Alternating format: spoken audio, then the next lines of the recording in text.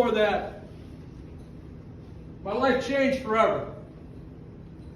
And we started 6 a.m. practices at St. Marcus. I picked up my first kid at 5 a.m. I got back from Arizona at about 1 in the morning, got a few hours of sleep, ready for practice. Get done with practice.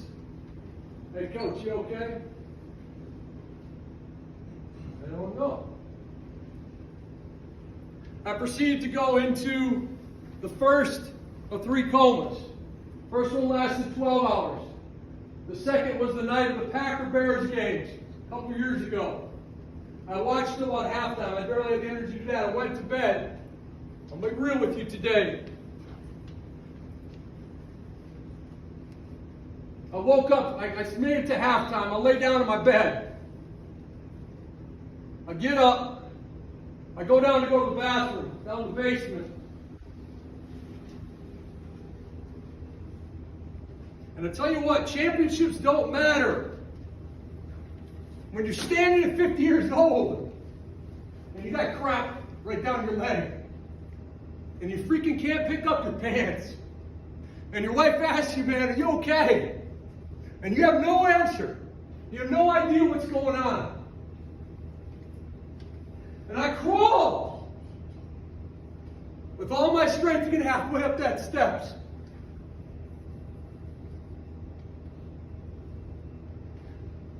Jack Spencer is a Hall of Fame player here at Wisconsin Lutheran College. My wife tried calling him, calling another, Seth Cook, another person. Finally, she calls the ambulance. I spend 36 hours in a coma. I start hallucinating. I say all kinds of mean stuff. I'm F-bombing the police. I'm doing mean stuff to the nurses. I'm doing all kinds of crazy stuff.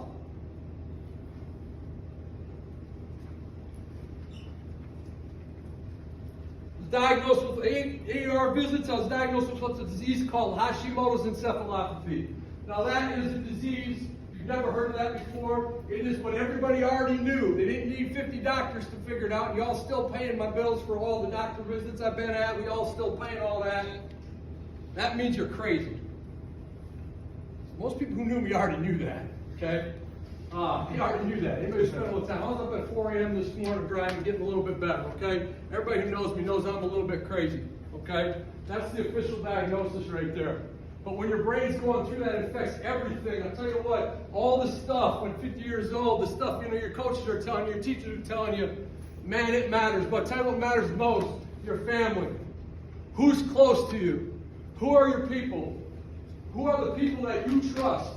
That's what's going to matter on those days. And it's going to be ultimately a relationship with the Lord. Because that's the only thing. When you don't know whether you're going to live another day or what's going to happen next, that is the only thing that's going to matter. One of the big problems I have is attention deficit. That thing's on 10, okay? I've been nervous for a couple days to get in front of you, and just bear with me. I'm not a champion because my teams have won championships. We won that championship in Nebraska, Missouri, Utah, Michigan, Illinois, Indiana, Minnesota, and Wisconsin. I'm not a champion because of that. What does it take to be a champion? Ultimately, it is by the grace of God that all who are here today, call in the name of the Lord Jesus Christ, are champions. Because it is that relationship that lasts eternal. It goes beyond just winning games and winning championships. It goes beyond, it's eternal, right? It's what really matters. And when your life is on the brink, it is what's going to matter. And I'm just be real. When you're 18, like, you think I understood when I went here when I was 18, 19, 20 years old? Like, I get it. That's hard. It's hard to grasp. Okay? But it's real. Why should we strive to be a champion? How do you become a champion? Here's what you don't do. Don't quit. Don't quit. Face it. Embrace it. This morning, the rain comes. It's 4 in the morning.